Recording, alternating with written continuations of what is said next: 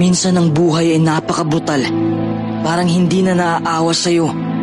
Kung titingnan natin ang kilos ng matagumpay na tao at ikumpara natin sa mga taong sumuko kagad, isang salita lang ang diferensya kung bakit nagkaganon ang kanilang sitwasyon. Uulitin ko, isang salita lang ang diferensya.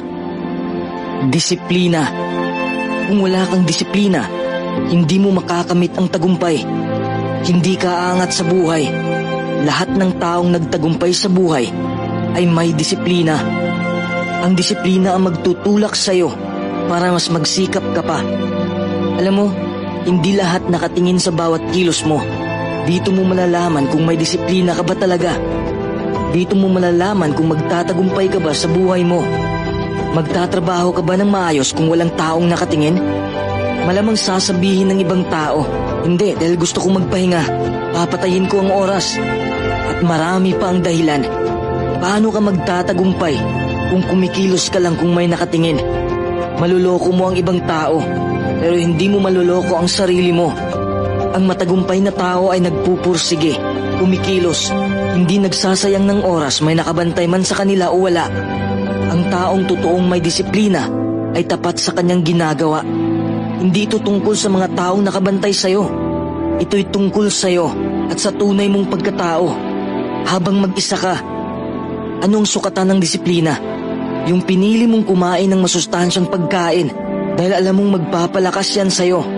Yung hinindian mo ang mga taong toxic dahil alam mong makakasira sila sa buhay mo. Yung manatili ka pa rin sa paglalakbay kahit napapagod ka na at nasasaktan ka na dahil alam mong may gantimpala rin sa dulo.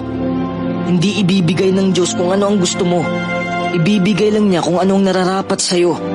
Kung hindi mo pinagsikapan ng isang bagay, kung hindi ka nagsasakripisyo, kung hindi mo ibinuhos ang dugot pawis mo, ang tagumpay ay hindi nararapat sa'yo. Talagang hindi mo makakamit ang tagumpay. Patuloy lang kahit pagod ka na. Lahat ng pagod mo ay mapapalitan ng paglago. Kung nasasaktan ka na, mauunawaan mo na rin ang tunay mong pagkatao. Ipakita mo sa buong mundo ang tunay na ikaw.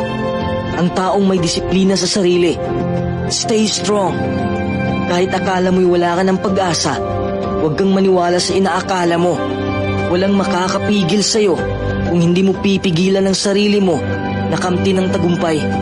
Ikaw lang ang pinakamalaking hadlang sa sarili mo. Ikaw lang ang kalaban mo. Huwag kang huminto. Banggain mo ang mga pagsubok na nasa harapan mo. Huwag mong sirain ang disiplina mo.